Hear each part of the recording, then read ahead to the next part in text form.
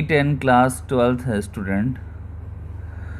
Last session में मैंने discuss किया था water pollution and it's control. ठीक है, ये टॉपिक डिस्कस किया था और इसमें मैंने कंप्लीट नहीं किया था। उसी टॉपिक को आज मैं कंप्लीट करूँगा। ठीक है, आपको एक बार दिखाता हूँ मैं कि मैं कहाँ तक एक्चुअली बताया था। मैंने आपको ये NCERT का पेज डिस्कस कर लिया था आपसे। ठीक है, ये डिस्कस हो गया था। देन आपका ये भी पैराग्राफ डिस्कस हो गया था। यहाँ तक मैंने फाइनली डिस्कस कर लिया था। ठीक है, इसके बाद से मुझे डिस्कस करना है। ठीक है, हेडिंग क्या होगा, जैसे ये वीडियो आपका बन रहा है तो इस वीडियो में हेडिंग तो आपको कुछ देना ही होगा। तो हेडिंग है water pollution and it's control, ये हेडिंग होगा।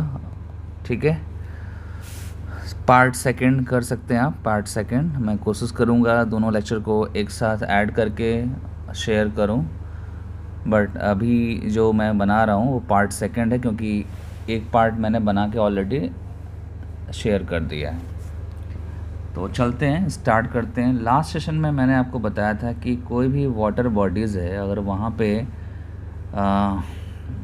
एल्गी का ग्रोथ ज़्यादा हो रहा है, ठीक है, एल्गी का ग्रोथ ज़्यादा हो रहा है तो वो प्रॉब्लम क्रिएट करता है। ठीक है, ये सारी बातें मैंने बताई थी। और मैंने बताया था कि ऑक्सीजन का जो डिमांड है, ऑक्सीजन का डिमांड जहाँ भी एल्गी ज़्यादा होगा वहाँ पे बढ़ जाता है।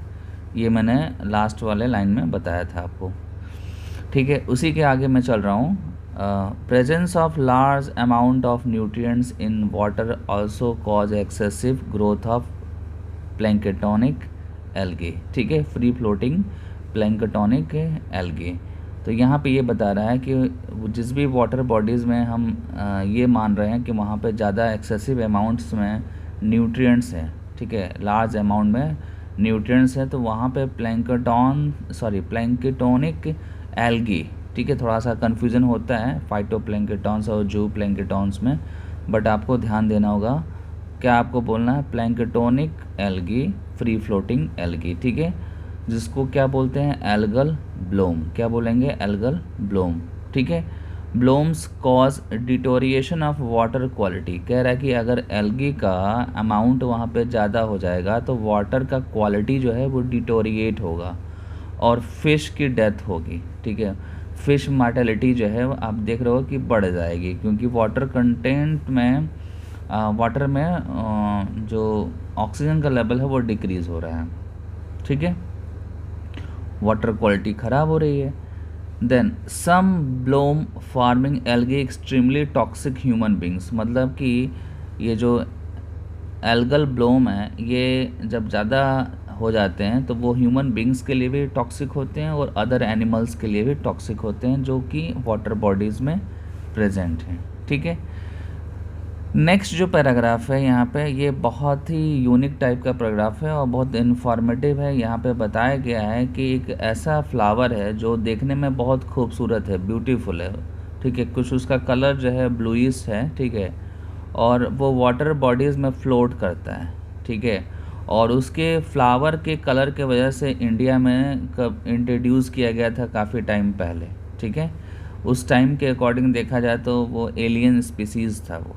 ठीक है ना, इंडिया में इंट्रोड्यूस किया गया और इंट्रोड्यूस इसलिए हुआ क्योंकि फ्लावर बहुत खूबसूरत था, लेकिन वो बाद में बहुत ख़तरनाक हो गया। ठीक है, आप देख सकते हैं हवोक बाय एक्सेसिव ग्रोथ, मतलब कि इसका जो ग्रोथ है वो ख़तरनाक हो गया वाटर बॉडीज़ के लिए, क्योंकि ये जब ग्रो कर जाता है तो वाटर का जो फ्लो होता है उसको ब्लॉक कर देता है, वाटर के फ्लो को ये ब्लॉक कर देता है।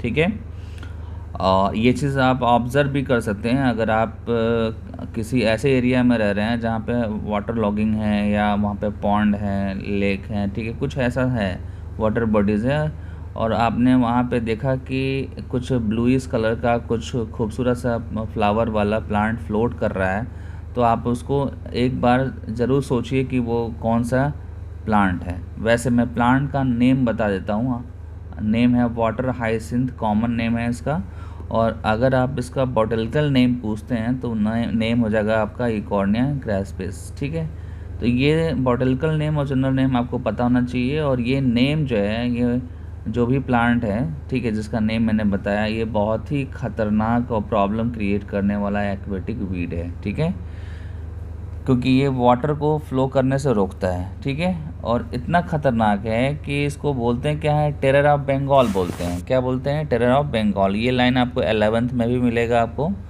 ठीक है। They grow abundantly in eutrophic water bodies, मतलब ये वहाँ पे ज़्यादा मिलेगा जहाँ पे वाटर बॉडीज़ थोड़ा पुराना हो चुका है, ठीक है, जैसे कि 70 ईयर्स से, 80 ईयर्स से, 100 ईयर्स से कोई वाटर बॉडीज़ है, तो वहाँ पे इनका अमाउंट ज़्यादा दिखेगा आपको, ठीक है।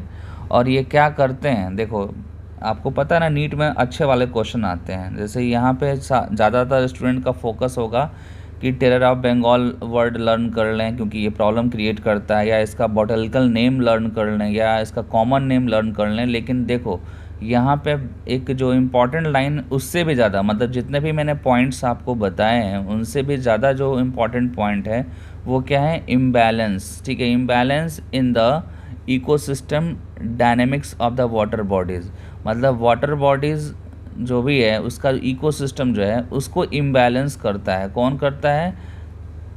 इकॉर्निया, ठीक है। आपने यहाँ पे देखा ना नेम,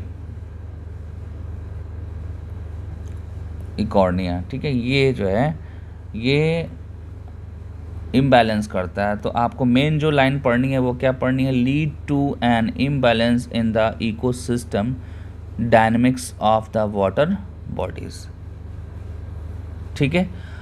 अब आते हैं यहाँ पे, जो डिस्कशन हुआ है वो एक पर्टिकुलर प्लांट के बारे में हो गया इस पैराग्राफ में। अब जो है वो सीवेज के बारे में डिस्कस होगा, और सीवेज कहाँ कहाँ से ज़्यादा आते हैं। तो आपको पता है होम से आते हैं, हॉस्पिटल से आते हैं, ठीक है। हॉस्पिटल से आ रहा है या होम से भी आ रहा है तो उसमें बहुत सारे अनडिज़ायरेबल पैथोजेंस होते हैं, ठीक है। क्या होते हैं?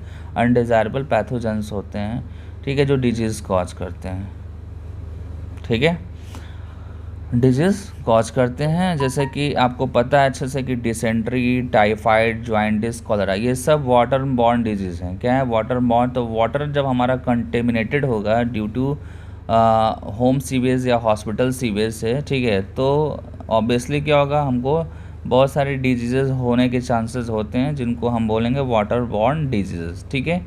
अब आते हैं नेक्स्ट पैराग्राफ में, ये पैराग्राफ, ठीक है, यहाँ पे बोल रहा है unlike domestic sewage, waste water from industries like petroleum, paper manufacturing, metal extraction, processing, chemical manufacturing often contain toxic substances, मतलब कि अलग अलग फील्ड से, ठीक है, मतलब अलग अलग फैक्ट्रियां हैं, अलग अलग चीज़ों के लिए हैं, तो वहाँ से भी क्या है, टॉक्सिक मटेरियल्स आ रहे हैं, वहाँ से भी टॉक्सिक मटेरियल्स आ रहे हैं जो हार्मफुल है एक्वेटिक इकोसिस्टम के लिए, ठीक है, और इनडायरेक्टली हमारे लिए भी हार्मफुल हैं, ठीक है, क्योंकि उसमें हैवी मेटल्स हैं, ठीक है, बहुत सारे हार्मफुल सब्सटेंसेस हैं, तो वो हमारे लिए हार्मफुल हैं, ठीक है। तो ये भी पैराग्राफ आपका फिनिश हो गया। अब इसके बाद से very very very important topic मैं डिस्कस करने जा रहा हूँ, वह है बायो मैग्निफिकेशन, ठीक है।